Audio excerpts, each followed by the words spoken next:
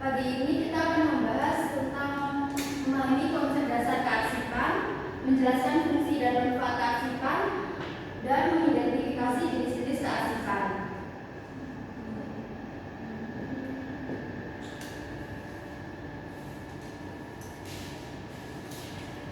Pengertian dari kearsipan adalah proses sistematis dalam pengelolaan dokumen dan informasi yang meliputi pengumpulan, penyimpanan, pemeliharaan, dan pemusnahan arsip.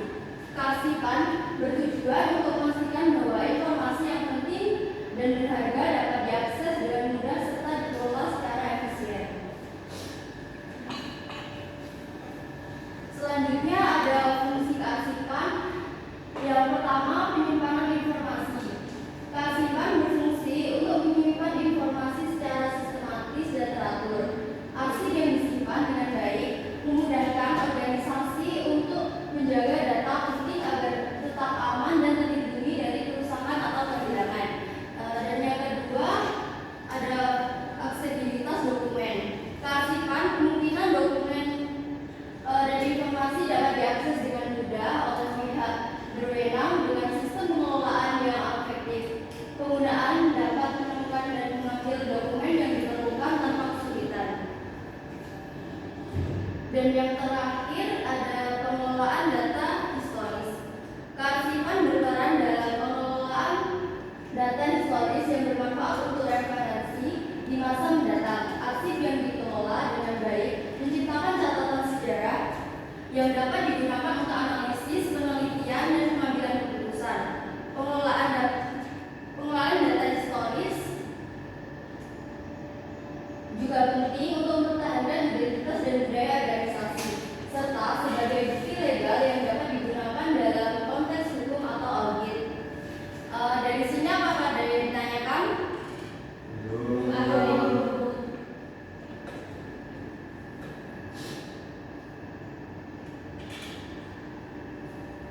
Selanjutnya ada manfaat kearsipan. Yang pertama, meningkatkan efisien kerja. Yang kedua, memudahkan pencarian informasi. Yang ketiga, mendukung pengambilan keputusan. Yang keempat, memfasilitasi kepatuhan hukum. Dan kelima, meningkatkan keamanan informasi. Yang keenam, menjaga catatan sejarah. Dan yang terakhir, menjaga inovasi dan pengembangan. Selanjutnya ada jenis-jenis arsip. Yang pertama ada arsip aktif. Arsip aktif adalah dokumen yang sering digunakan dalam kegiatan sehari-hari dalam organisasi. Dokumen ini biasanya memerlukan akses yang cepat dan mudah oleh pengguna, sehingga penyimpanannya dilakukan di tempat yang mudah dijangkau. Contoh arsip aktif meliputi surat menyurat, laporan bulanan, dan dokumen transaksi yang diperlukan untuk operasional rutin. Selanjutnya, jenis arsip yang kedua ada arsip inaktif. Arsip inaktif adalah dokumen yang jarang diakses dan tidak diperlukan untuk kegiatan operasional harian. Meskipun tidak sering digunakan, arsip ini tetap penting untuk referensi di masa depan atau untuk keperluan audit. Contoh arsip inaktif termasuk dokumen yang telah selesai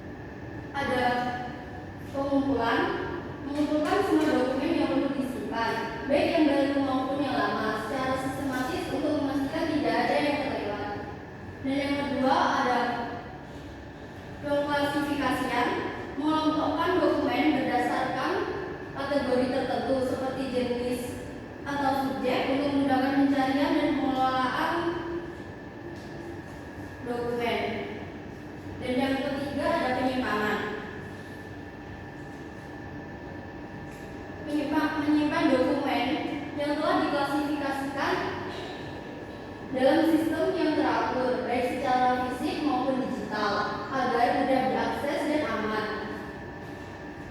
Dan yang keempat ada pemusnahan, menghapus dokumen yang tidak diperlukan lagi setelah evaluasi, dengan hati-hati untuk menjaga keamanan informasi baik secara fisik maupun digital.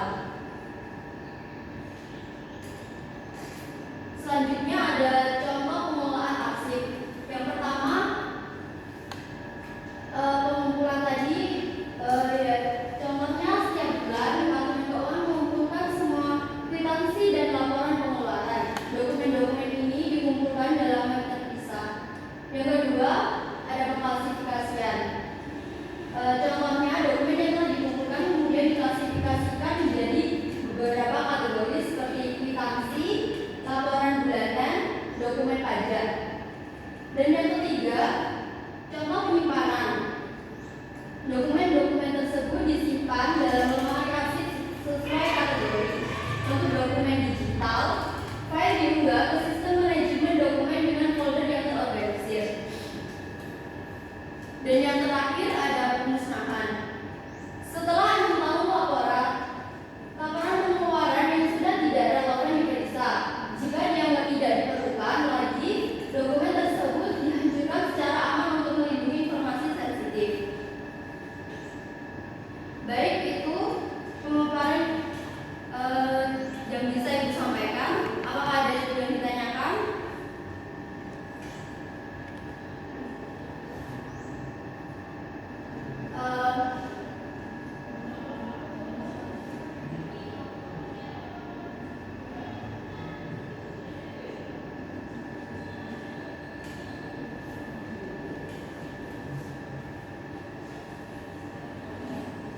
Baik, untuk tugasnya, Ibu ingin kalian berdiskusi terlebih dahulu untuk mengerjakan atau menyebutkan contoh-contoh dari kearsipan di lingkungan. Nanti Ibu tunjuk maju ke depan.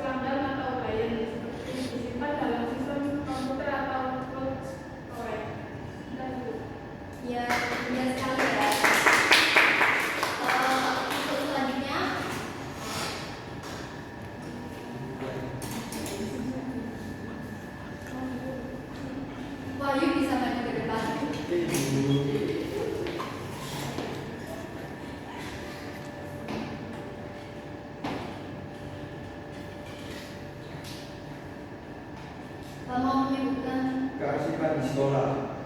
kearsipan. Kearsipan sekolah ada terbagi menjadi 5. Yang pertama, siswa dan guru, seperti disimpan dalam bentuk dokumen fisik atau digital. Yang kedua, rapor dan ijazah siswa disimpan oleh sekolah dan diberikan kepada siswa setelah lulus. Yang ketiga, dokumen surat menyurat, misalnya surat izin, surat tugas, dan surat keputusan dari kepala sekolah. Yang keempat, dokumen keuangan sekolah seperti laporan anggaran sekolah, dana kos, dan lain-lain. Yang kelima, arsip sejarah sekolah, misalnya seperti foto kegiatan, piagam penghargaan, dan catatan prestasi siswa. Sudah dulu. Ya, benar sekali. Selanjutnya ada yang mau menyebutkan lagi?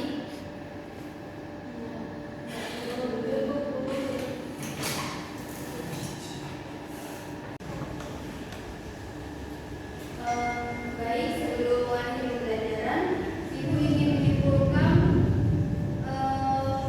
materi pada pembelajaran hari ini.